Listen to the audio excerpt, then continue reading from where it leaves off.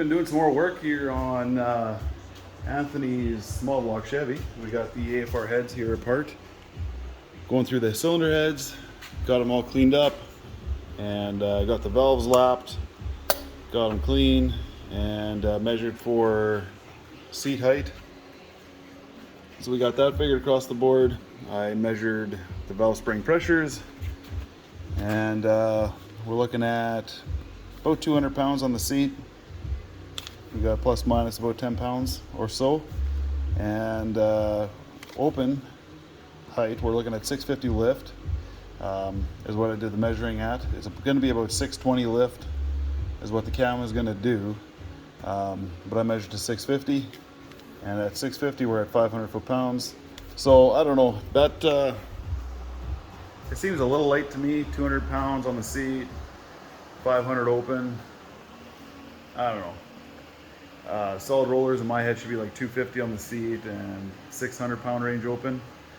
But this combo did run before like this, and from what I've read, that this should actually be okay for like a street solid roller setup.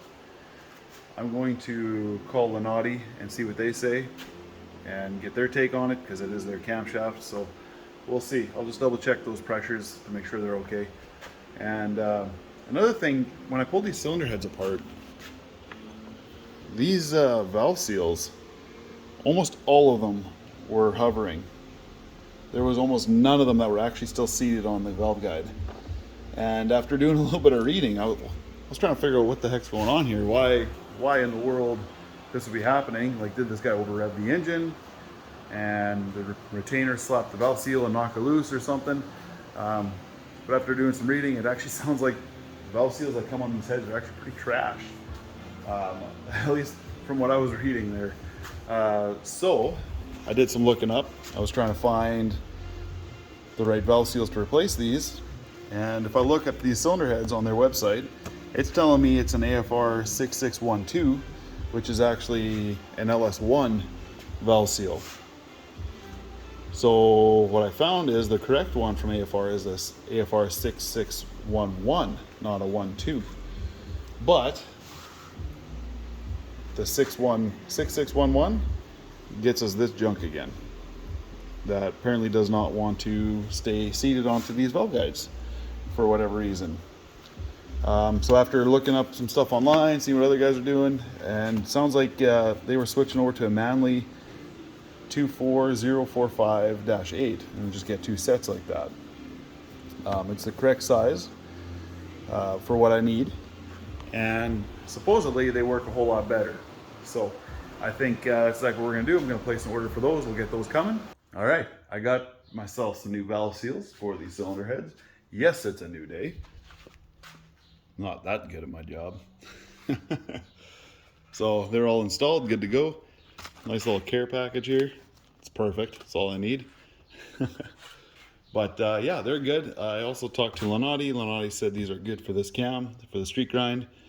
So I guess we are going to send it, and we're going to see how it works out. So we'll keep going with this build. We'll get these valve springs put on, and then we can install the heads. Nyodan Marta, we have the cylinder heads all done. Got the valve springs all set up and installed.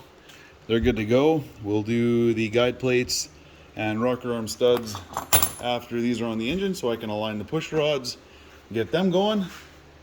So yeah, that's all good there. A little bit of a break in between. Just like that, it's dark outside. Buddy Wesley came over for a beverage, so that was awesome. Thanks a lot. Is there any better sound? All right, let's get this build going. I know Anthony's been very patient with me, so thank you for that. As you saw, we got the cylinder heads done. They're ready to go back on the engine. We got the short block here together. We got our camshaft all degreed in. This is all good. So we're gonna go ahead and install our timing cover. He's got a new timing cover. We got the new seal put in. Also got a new timing pointer that we're gonna go ahead and set up right away. And we got a new balancer going on. Looks like a decent piece from Summit Racing. I already checked the interference fit for the snout onto the crankshaft there. Excuse me. And we're looking at about 2 thousandths interference fit. So we're looking good there. I'm going to go ahead and put this stuff on together. We're going to press that balancer on, and then I'm going to double check top dead center mark. This is a good time to do it when the heads are off. It's a little bit easier. You can use your dial indicator on the piston to get true top dead center, so you can make sure that your balancer is lined up where it needs to be. And that way, later on down the road, when we want to time this thing, we know exactly where we're at. All right, so this is what we got going on. Put the dial indicator up and got the timing pointer ready. And what I did was I got close to top dead center. I estimated top dead center the best that I could. So I had the timing pointer pointed at the 0, piston where it looked like top dead center to me. And then what I did is set the dial indicator, put it at 0, rolled it back just past 50 thou because there's always some slack in timing chain, and then worked it up towards 50 thou before top dead center. And then I made a mark on the balancer, so the first mark, and then I rolled it clockwise. So it went up, hit 0, went back down, back to 50 thou, and I made another mark on the balancer. So theoretically, the exact center point between these two marks that I've now made at 50 thou before and after top dead center would be true top dead center. So it took me 2 tries, but I got it lined up perfectly right now. So I'll get rid of these marks, and I know now when we're timing this thing, looking at this angle, basically from this bolt this way, that's my angle. I know that when this is pointing at 0, we're at true top dead center. All right, so I just got my push rod length figured out. I put the thin valve springs in there just so I can turn them over with the push rod length checker. Got the solid roller lifters installed. So here it is. You can kind of see your lines there. Each rotation is about 50 thousandths of an inch.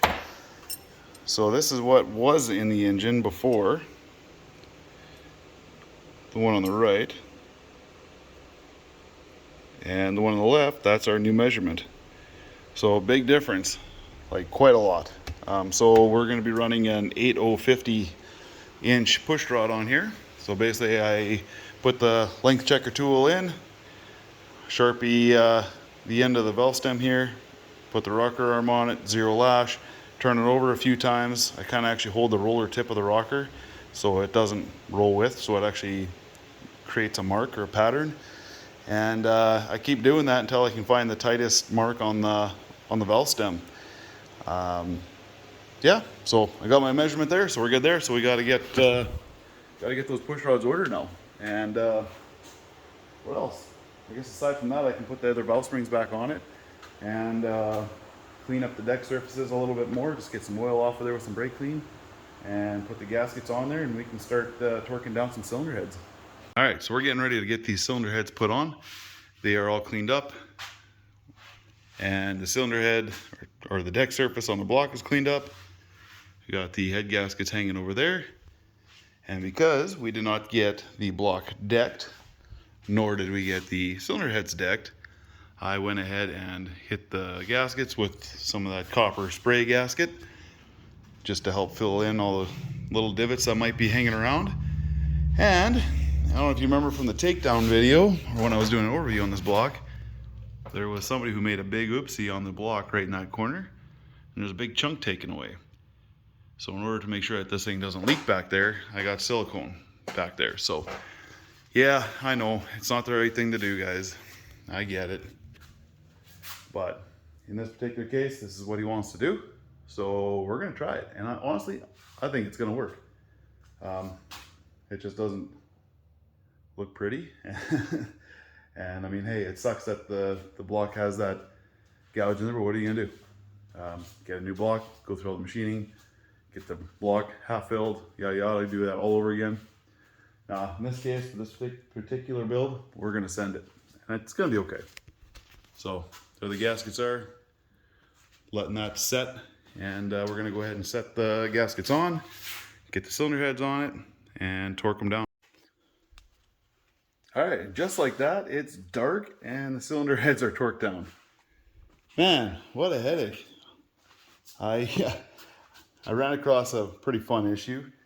The center bolt in the head here did not want to slip past the spring shims underneath here, underneath the springs. They're sticking or protruding into this opening here a little way, so the bolt actually didn't want to seat all the way against the washer and the head.